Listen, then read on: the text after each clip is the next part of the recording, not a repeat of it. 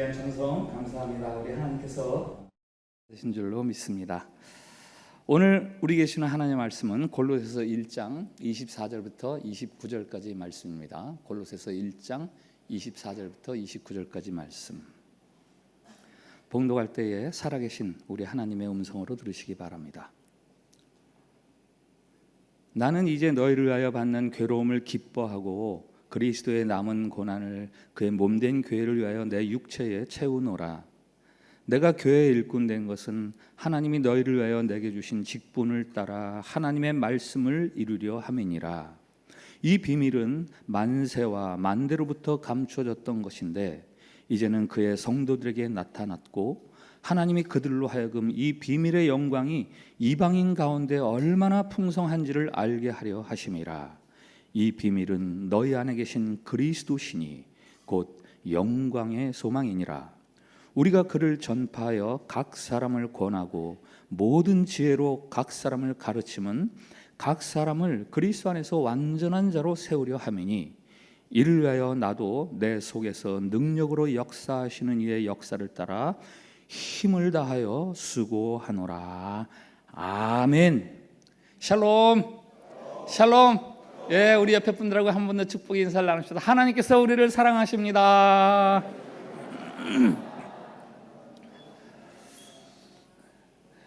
네, 우리 먼저 준비한 화면을 한 장 볼까요? 예.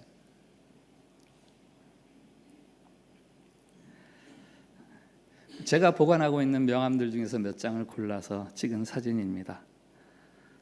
흔히들 사람을 새롭게 만나면 명함을 꺼내서 인사를 나눕니다. 나는 이런 단체, 이런 조직 혹은 이런 회사를 위해서 일하는 사람입니다 라는 자기소개 방법이죠. 저도 26살 때부터 41살까지 15년 동안 늘 이 주머니 안에 제 명함을 갖고 다닙니다. 사람을 만나면 꺼내서 안녕하세요. 거기에는 시티뱅크 로고가 새겨져 있고 시티뱅크라고 쓰여져 있고 박윤길 제 이름 석자가 새겨져 있습니다. 저는 15년 동안 시티뱅크의 일꾼이었습니다. 여러분도 명함이 있으시죠? 그 명함에는 여러분이 누구의 일꾼이라고 소개하고 있습니까? 혹 명함이 없어서 만일 명함을 만드시라 한다면 그 명함에 나는 누구의 일꾼이라고 만들고 싶으십니까? 오늘 사도 바울이 25절에 이렇게 말합니다. 내가 교회의 일꾼 된 것은, 자신을 교회의 일꾼이라고 소개하죠. 여기 일꾼이라는 헬라어는 디아코노스, 심부름가다, 이게 어원이에요. 나는 교회의 심부름꾼입니다 라는 이야기죠. 요즘 교회에서 집사, 영어로 디콘, 이것도 이 디아코노스에서 나온 말인데요. 뭐 요즘 말로 하면 나는 교회의 집사입니다. 9월 13일 날 저희 교회에서는 안수집사 권사 임직식이 예정되어 있습니다. 참빛교회의 일꾼을 세우는 날입니다. 오늘부터 교회 일꾼이라는 시리즈 설교를 새로 시작하면서 오늘 그 첫 시간, 나는 교회 일꾼입니다 라는 사도 바울을 통해서 교회 일꾼이란 도대체 어떤 사람들인가를 함께 나누려고 합니다. 먼저 교회 일꾼은 복음을 위한 일꾼이에요. 오늘 24절부터 보았는데 그 앞에 23절 말씀을 한번 같이 읽어보겠습니다. 23절 시작. 만일 너희가 믿음에 거하고 터 위에 굳게 서서 너희 들은 바 복음의 소망에서 흔들리지 아니하면 그리하리라. 이 복음은 천하 만민에게 전파된 바요 나 바울은 이 복음의 일꾼이 되었노라. 아멘. 내가 교회의 일꾼 된 것은, 이것은 사도 바울이 나는 교회의 일꾼이다 라고 소개하는 건데 25절이에요 25절부터 앞서 23절에 나는 복음의 일꾼이 되었습니다 라고 먼저 이야기합니다. 이 순서가 중요하죠. 이 순서가 중요하죠. 사도 바울이 교회를 위해서 심부름하고 교회를 시중 들고 교회를 위해서 일하는 것은 교회를 위해서 하는, 복음을 위해서 하는 거예요. 복음. 골로새 교회는 바울의 제자 에바브라가 세운 교회입니다. 에바브라가 자신의 스승 사도 바울에게 와서 교회의 소식을 이렇게 저렇게 전합니다. 교회를 세우기는 합니다. 모여서 예배를 드리기는 합니다. 그런데 너무 아직도 부족합니다. 어떤 사람들은 모이면요, 자꾸 자기들이 알고 있는 철학을 자꾸 강조합니다. 어떤 사람들은 자신들이 할례나 전통적으로 지켜왔던 할례나 안식일 규례 혹은 금욕적인 생활, 이런 것들을 자꾸 주장하는 그 유대인 출신들 교인들도 아직도 있어서 교회가 참 어수선합니다. 그래서 사도 바울이 이 골로새서를 쓰는 거예요. 그래서 사도 바울이 골로새 교회에게 편지를 써서 보냅니다. 그러면서 말합니다. 교회의 일꾼인 나는 복음을 위해 일하는 일꾼입니다. 사도 바울이 말하는 복음이 뭐예요? 그 앞에 21절, 22절에 있습니다. 화면 좀 띄워주세요. 전에 악한 행실로 멀리 떠나 마음으로 원수가 되었던 너희를 이제는 그의 육체의 죽음으로 말미암아 화목하게 하사 너희를 거룩하고 흠없고 책망할 것이 없는 자로 그 앞에 세우고자 하셨으니, 하나님과 원수 사이였던, 원수 자리에 앉아있던 우리를 하나님과 화목하게 해주셨습니다. 우리를 거룩하고 흠이 없고 책망할 바가 없는 자가 되게 하십니다. 어떻게 그 일이 벌어집니까? 교회 지식이나 혹은 교회 세력이 커져서입니까? 교회에서 이룬 문화가 고품격 문화여서 그렇게 된 것입니까? 아니죠. 그의 육체의 죽음, 그의 육체의 죽음으로 말미암아, 바로 예수 그리스도의 십자가에서의 대속의 은혜죠. 갈보리 십자가에서 흘린 보혈, 이게 바로 복음이에요. 교회가 보유한 가장 중요한 자산, 교회가 자랑할 수 있는 유일한 재산이 있다면, 유일한 자산이 있다면 그것은 무엇입니까? 그것은 복음의 복음. 교회 안에 흐르고 있는 예수 그리스도의 피를 통해 일어나는 구원의 역사, 구원의 역사와 그 은혜, 그것이야말로 교회의 가장 값진 보물입니다. 교회가 내세울 것은 이거밖에 없는 거예요. 리고렌 목사님이 세들백 교회 이야기에서 여러 교회 유형들을 이야기하죠. 첫 번째, 전통이 이끄는 교회를 말합니다. 지나온 역사와 전통의 긍지를 가지고 있는 교회. 두 번째, 인물에 의해 움직이는 교회. 탁월한 어떤 인물이 있어서 그 교회의 모든 것들을 주도합니다. 그의 취향에 따라서 이제 교회가 결정이 됩니다. 또 재정이 움직이는 교회도 있어요. 교회가 어떤 일을 하려면 늘 재정이 먼저 최우선의 관심사입니다. 재정이 되느냐? 재정적으로 할 만하냐? 또 프로그램에 의해서 움직이는 교회도 있어요. 계속해서 끊이지 않고 이벤트, 이 프로그램 저 프로그램으로 계속해서 사람들을 움직입니다. 건물에 의해 움직이는 교회도 있어요. 건물이 중심입니다. 건물이 자랑거리고 건물 유지를 위해서 온 교회가 힘을 쏟습니다. 지금까지 소개한 이 5가지 유형의 교회는 리고렌 목사님이 다 잘못된 교회다 라면서 예를 드는 거예요. 그럼 교회는, 올바른 교회는 무엇이 중심인 교회인가? 리고렌 목사님이 말해요. 목적이 이끄는 교회여야 한다. 목적에 의해서 움직여가는 교회. 바른 목적, 교회를 향한 하나님의 뜻을 찾고 그 뜻을 이루기 위해서 움직여가는 교회, 그게 리고렌 목사님이 말하는 올바른 교회입니다. 건물, 사람, 프로그램, 이런 건 영원할 수 없지만 하나님의 목적은 영원합니다 라고 말합니다. 목적이 이끄는 교회, 이것을 다른 말로 한다면 복음을 위해서 움직이는 교회입니다.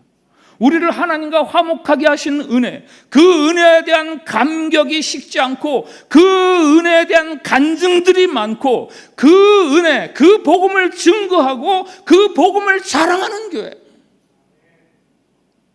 혹시 여러분 중에서 교회 다니는 이유가 내 삶에 조금이라도 유익이 되겠지 싶어서 교회에 나오는 분들이 계십니까?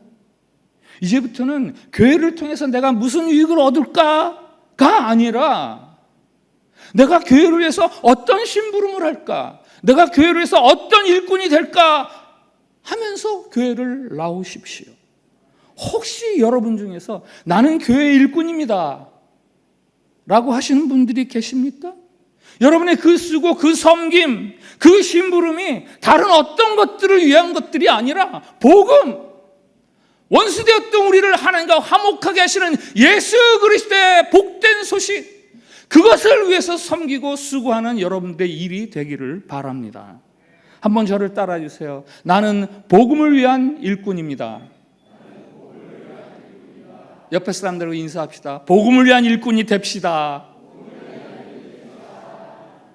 나는 할 때는 조그맣게 하더니 옆에 사람과 인사 크게 이야기하는데, 사도 바울이 말하는 교회 일꾼이 있어요. 그것은 사람을 세우는 일꾼이에요.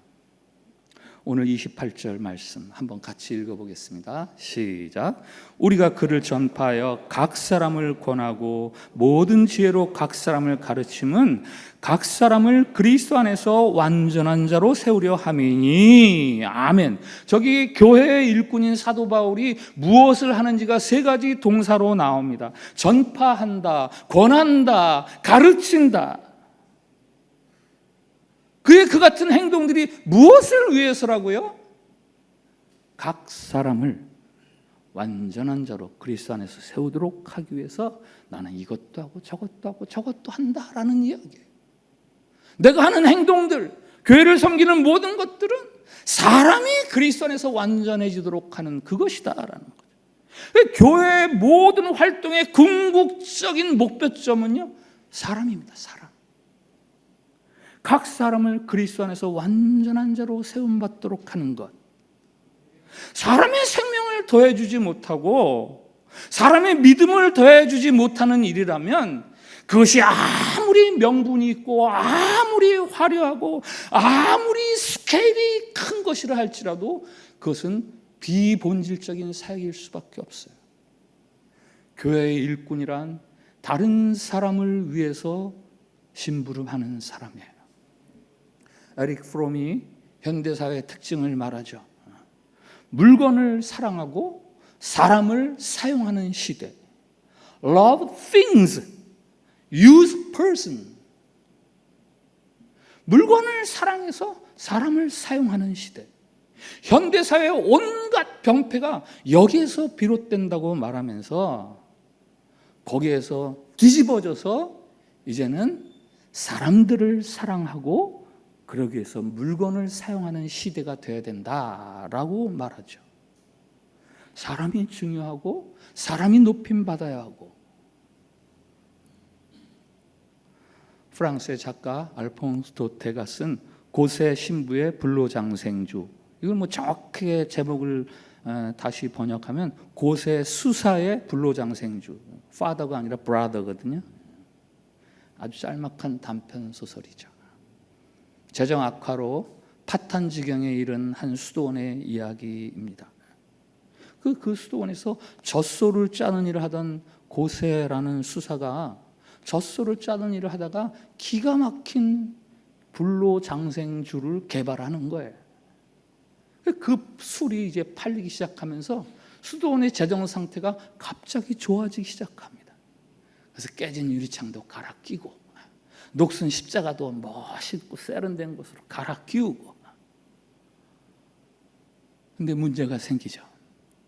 이 술을 만드는 고세 수사가 매일 술을 시음하다 보니까 알코올 중독 현상이 일어나는 거예요. 그 술에 취해가지고 미사 시간에 들어와서 미사를 방해합니다. 원장 신부가 고세 신부에게 앞으로는 미사 시간에 들어오지 말라 너는 그저 주조장에서 술 빚는 일을 해라 라고 말합니다. 고세 신분, 고세 수사는 말은 나는 술 빚는 일 말고 옛날처럼 젖자는 일을 하고 싶습니다. 아니야. 자비로운 주님께서 너를 모두 책임지실 것이니 너는 열심히 술을 빚어라. 그리고 미사 때마다 미사 마지막에 원장 신부가 말하죠. 우리 모두 이 수도원을 위해서 봉사하고 있는 사랑하는 고세 수사를 위해서 다 같이 기도합시다. 그 미사에 참여한 모든 사람들이 같이 고세 수사를 위해서 간절히 축복 기도를 드립니다. 그러나 주조장에서 일하고 있는 고세 수사의 영혼과 육신은 날로 피폐해져 갑니다. 알폰스 토테는 이 작품을 통해서 뭘 말하려는 거죠? 수도원의 업적을 위해서 한 생명을 죽게 내버려두는, 아니 죽이고 있는 수도원장, 수도원. 교회의 일꾼이 무엇을 위해서 일하는 것인지 모르는 어리석은 지도자를 고발하는 작품이에요. 혹시 여러분 중에 내가 교회 다니면 좀 유익이 있겠지 해서 신앙생활 하는 분들 계세요? 이제는 교회를 통해서 내가 어떤 유익을 얻을 수 있을까가 아니라 교회를 위해서 내가 어떤 심부름을 할 수 있을까 하고 신앙생활을 하십시오. 혹시 나는 교회의 일꾼이야 라고 말할 수 있는 분들이 계십니까? 여러분의 그 섬김, 수고, 그 심부름이 다른 어떤 것들을 위해서가 아니라 다른 사람의 생명을 더 풍성하게 하는, 그래서 여러분들의 그 수고와 그 섬김으로 말미암아 다른 사람이 그리스도 안에서 완전한 자로 세움받는 그런 일이 될 수 있도록 그렇게 교회를 섬기십시오. 오늘 사도 바울이 말하는 교회 일꾼의 또 다른 특징이 하나 있어요. 그것은 교회를 위한 그의 수고와 고난을 달가워한다는 거예요. 기뻐한다는 거예요. 그게 29절이죠. 29절 말씀 한번 같이 읽어봅시다. 시작. 이를 위하여 나도 내 속에서 능력으로 역사하시는 이의 역사를 따라 힘을 다하여 수고하노라. 다른 사람이 온전해지도록 하기 위해서 내가 힘을 다해서 수고한다. 이 말이 에너지가 다 소진하기까지 전력한다라는 말인데요. 이게 24절에서는 이렇게 말합니다. 24절 말씀 같이 읽습니다. 시작. 나는 이제 너희를 위하여 받는 괴로움을 기뻐하고 그리스도의 남은 고난을 그의 몸된 교회를 위하여 내 육체에 채우노라. 그의 몸된 교회. 사도 바울은요, 교회를 예수님의 몸, 그리스도의 몸 이렇게 부릅니다. 예수님과 교회를 동일시하는 거예요. 여러분이 만일 예수님을 사랑한다면 교회를 사랑하세요. 교회는 예수님의 몸이기 때문이에요. 교인들 중에 가끔 바깥에 나가서 교회를 흉보는 신자들이 있어요. 교회가 허물이 없을 수가 없죠. 교회에 문제가 없을 수 없습니다. 그렇다고 해서 밖에 나가서 아무한테나 나가서 교회 험담하거나 교회 흉보지 마세요. 제가 아는 어떤 부인, 다른 사람과 이야기하는 중에 혹이라도 남편 이야기를 하게 되면 늘 남편 좋은 이야기, 칭찬만 이야기합니다. 제가 알기로는 그 남편이요, 허물이 무척 많은 사람이에요. 그 남편이 바로 저니까. 그런데 제 아내는 밖에 나가서 제 험담에 대해서 말한 적 한 번도 없었어요. 맞죠? 그래서 제 주변 사람들이 다 제가 굉장히 좋은 사람인 줄 알아요. 저는 제 아내가 저를 사랑한다고 믿고 있습니다. 그 이유 중에 하나 바로 이것 때문이에요. 교회도 마찬가지예요. 교회가 왜 허물이 없고 왜 문제가 없고 왜 부족함이 없겠어요? 신자라고 목사라고 왜 모자람이 없겠습니까? 그래도 여러분들이 교회를 사랑한다면 신자가 스스로 자기의 입술로 그것들을 다른 사람 앞에서 비난하고 퍼뜨리고 그러는 것은 여러분들이 교회를 사랑하는 행위가 아닙니다. 심지어 어떤 사람들은 기자들을 모아놓고 기자회견을 하더라고요. 요즘은 SNS가 활발하게 판치는 세상이니까 조회수 늘리겠다고 아주 자극적이고 부정적인 제목들을 띄워가지고 교회를 비난하고, 이런 문제점들을 우리 안에서 책임 있는 사람들과 같이 논의하면서 우리에게 이런 부족함이 있으니 어떻게 개선할까요? 하고 논의하는 거야. 당연히 그렇게 해야죠. 그렇다고 괜한 정의감에 사로잡혀서 바깥 세상에다가 교회는 이런 데입니다, 교회는 수준 이하입니다, 이렇게 말하는 건 교회를 사랑하는 게 아니에요. 교회는 예수님의 몸이에요. 교회를 험담하는 것은 예수님을 욕보이는 거예요. 참빛교회만이 아닙니다. 다른 교회도 마찬가지예요. 참빛교회건 다른 교회건 교회의 허물이나 부족한 문제점을 듣거나 혹 알게 되거든 가서 그거 퍼뜨리려고 하지 마시고 조용히 그것을 위해서 기도하세요. 그게 교회의 일꾼으로서 예수님 사랑하는 법이에요. 특별히 사도 바울이 교회를 사랑하는 법이 있죠. 내가 괴로움을 기뻐하고 그리스도의 남은 고난을 내 육체에 채우노라. 어쩔 수 없어서가 아니라 자발적으로 자원해서 즐거이 그리스도의 남은 고난을 내 삶에 채운다. 여기 그리스도의 남은 고난이란 무슨 의미입니까? 그리스도께서 십자가를 통해서 이루신 구속사역이 불충분해서 그 모자라는 여지를 내가 채우겠다는 거예요? 오해하면 안 되죠. 예수 그리스도의 십자가의 사역은 우리의 구원을 위해서 충분합니다. 더 이상 무엇을 필요로 하는 불충분한 사역이 아니에요. 모자라지 않습니다. 그러면 그의 남은 고난이란 뭐냐? 그리스도가 이룬 그 구원 사역이 온 세상에 퍼져가는데 필요한 우리가 수고해야 할 몫들, 그것을 그리스도의 남은 고난, 이 고난을 내가 피할 것이 아니라 기쁨으로 즐거이 내 삶에 채우노라. 사도 바울이 고난을 기뻐하며 자기의 삶에 채우는 것은 그가 무슨 희귀 특이한 성격입니까? 고난을 즐긴다는 말이 무슨 변태입니까?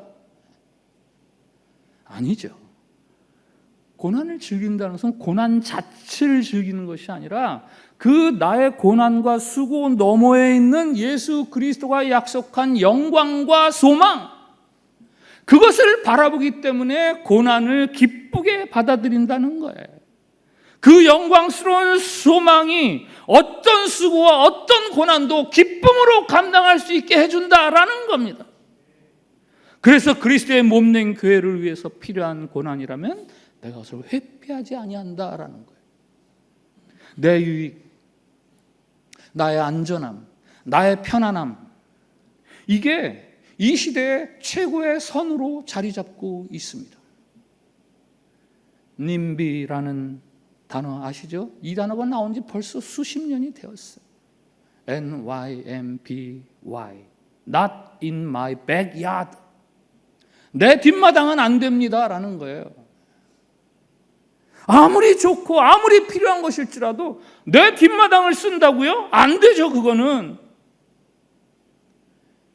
예를 들어서 시에서 무슨 정신병동을 짓는다. 필요하죠. 요즘 정신병 환자들이 너무 많아요. 꼭 필요합니다. 근데 이 마을에 짓고 당신 뒷마당을 써야 됩니다. 그거는 안 되죠. 왜 내 뒷마당을 씁니까? 아무리 좋은 거라고. 이게 님비예요. Not in my backyard. 복음 전파, 그리스도의 남은 고난을 위한 수고, 좋지요. 꼭 필요하지요. 옳습니다. 신자라면 누구나 다 동의하고 다 수긍합니다. 그런데 당신이 하십시오 하면 Not in my backyard. 꼭 제가 해야 되나요?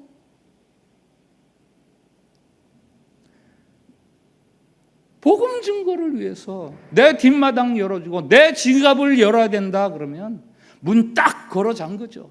내 호주머니 단추 단단히 챙기죠. 그 일을 위해서 왜 내가 수고해야 됩니까? 그래서 만들어진 유머가 있잖아요. 1,000원짜리 지폐하고 10,000원짜리 지폐하고 오랜만에 지폐하고 서로 만났대요. 1,000원짜리가 먼저 인사하죠. 10,000원 안녕, 그동안 잘 지냈어요? 10,000원짜리가 대답합니다. 네, 아주 잘 지내요. 요즘도 계속해서 고급 음식점만 찾아다니고요. 카지노도 가끔 가고 유람선도 탔어요. 얼마 전에는 야구장도 갔어요. 1,000원, 자긴 잘 지내? 나요? 난 뭐 늘 그랬던 것처럼 그죠? 교회.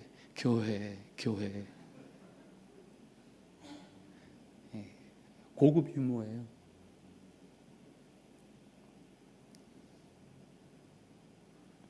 복음을 위한 고난과 수고가 짐처럼 느껴질 때가 있어요. 그러나 그것이 무의미한 희생이 아니라 하나님의 놀라운 사랑과 그 영원한 소망을 확증하는 은혜의 통로임을 알 때에 우리는 그 고난에 대해서 기꺼이 기쁨으로 자원해서 그것들을 내 것으로 내 삶에 채울 수 있습니다. 프란시스 헤버갈이라는 여성이 있죠. 어린 시절부터 아주 유복하게 자라났습니다. 휴양차 독일을 방문해서 디셀도르프에 있는 친구 집을 방문했는데 그 집에 있는 그림 하나가 눈에 들어왔어요. 그림의 제목이 에케 호모, 이게 라틴어인데요. 영어로 하면 Behold the man, 우리말로 하면 이 사람을 보라. 예수 그리스도가 십자가에 달려서 피 흘리는 그림이죠. 빌라도가 군중들 앞에서 이 사람을 보라 하면서 예수 그리스도를 채찍질한 모습을 보여주잖아요. 그리고 그 그림 아래에 이런 글귀가 씌어 있었습니다. 나는 너를 위해서 내 생명을 주었는데 너는 나를 위해서 무엇을 주느냐? 그림 앞에서 생각에 잠긴 프란시스는 자기가 그동안 예수님을 믿는다 하면서도 주님을 위해서 내가 한 번도 고난받은 적이 없다는 것에 대해서 부끄러움을 느끼기 시작했습니다. 나는 너를 위해서 내 생명을 주었는데 너는 나를 위해서 무엇을 주느냐? 자기 방으로 돌아왔는데 이 그림 아래 글귀가 자꾸 뇌리에서 반복이 됩니다. 사라지지를 않습니다. 그래서 펜을 들어서 시를 하나 짓지요. 그게 우리 찬송가 311장. 화면 한번 띄워주세요. 나 너를 위해 몸 버려 피 흘려 내 죄를 속하여 살 길을 주었다. 널 위해 몸을 주건만 너는 날 위해 무엇 주느냐? 널 위해 나는 몸을 주건만 너는 날 위해 무엇을 주느냐? 죄 중에 빠져서 영 죽을 인생을 구하여 주려고 나는 피를 흘렸다. 나는 내 죄를 대속했건만 너는 나 위해서 무엇 하느냐? 나는 너 위해서 내 죄를 대속했건만 너는 무엇을 나 위해서 하느냐?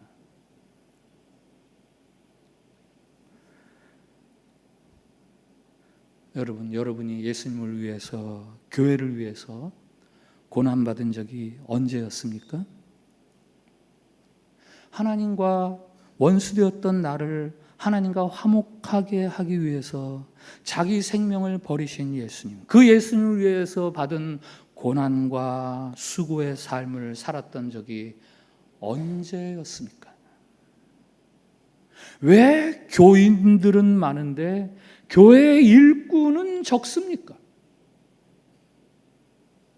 교인 수 200명 교회인데 교회 일꾼은 왜 20명, 40명, 100명입니까? 나머지 180명, 나머지 160명, 나머지 100명은 누구입니까? 무엇을 위해서 심부름하는 사람들입니까? 혹시 교회 다니면 내 삶에 그래도 무슨 유익이 있겠지 해서 신앙생활 하는 분들 계세요? 이제는 교회를 위해서 내가 무엇을 할까 하는 마음으로 교회 일꾼된 심정으로 신앙생활을 하십시오. 그리고 나는 교회 일꾼이야 라고 말할 수 있는 분들이 계십니까? 여러분의 그 섬김, 수고, 그것들이 그리스도의 남은 고난을 채운다는, 그래서 즐거움이 되고 기꺼움이 되는 수고가 될 수 있도록 그렇게 일하며 살아가십시오. 교회의 일꾼, 이것은 교회 안에 특정한 사람들만을 위해서 붙이는 칭호가 아니에요. 이제 임직받을 피택된 안수집사, 피택된 권사들만을 위한 칭호가 아니라 예수 그리스도께서 나를 하나님과 화목하기 위해서 참으로 놀라운 은혜를 베푸셨다라고 믿는 그 모든 사람들, 모든 성도들을 포함하는 용어가 바로 교회의 일꾼이에요. 존 F 케네디 대통령이 다음과 같은 말을 한 적이 있답니다. 누구라도 우리가 죽을 때에 역사가 우리에게 묻는 4가지 질문이 있을 때 네, yes 라고 대답할 수 있어야 한다. 내가 살아가서 생을 마감했을 때 내가 지나갔던 시간들이 나에게 4가지 질문을 할 텐데 그때 yes, I am, I do 이렇게 말할 수 있도록 살아야 한다라는 건데 그 4가지 질문 화면 띄워주세요. 첫째, 당신 용감했습니까? 둘째, 당신 총명했습니까? 지혜로웠냐라는 얘기예요. 셋째, 당신 성실했습니까? 게으르거나 회피하지 않았습니까? 라는 거죠. 넷째, 당신은 헌신하였습니까? 마지막 질문만 제가 다시 반복합니다. 여러분은 헌신하셨습니까? 여러분의 생이 마감되어 하나님 앞에 설 때 이 질문을 받으면 네, 부족하긴 했습니다만 그래도 헌신했습니다. Yes. 이렇게 대답할 수 있는 교회 일꾼으로 살아가시기를 진심으로 축복합니다. 하나님, 주님과 원수되었던 우리를 화목하게 하시고 흠없고 완전한 자라 불러주시는 그 은혜 감사합니다. 이 일을 위해서 예수 그리스도의 순환당하심과 죽으심이 있었음을 믿사오니 이제는 우리가 그 그리스도의 남은 고난을 위해 헌신하는 교회의 일꾼으로 살아가게 해 주시옵소서. 예수 그리스도의 복음을 위해서, 다른 사람들의 생명을 위해서 나에게 맡기신 이 영광스러운 심부름을 즐거움과 감사함으로 감당하게 해 주시고 그 수고와 헌신을 두려워하지 않게 해 주시옵소서. 예수님처럼 우리의 삶에 십자가의 흔적이 남겨질 수 있도록 우리를 사용해 주시옵소서. 예수님 이름으로 기도합니다. 아멘.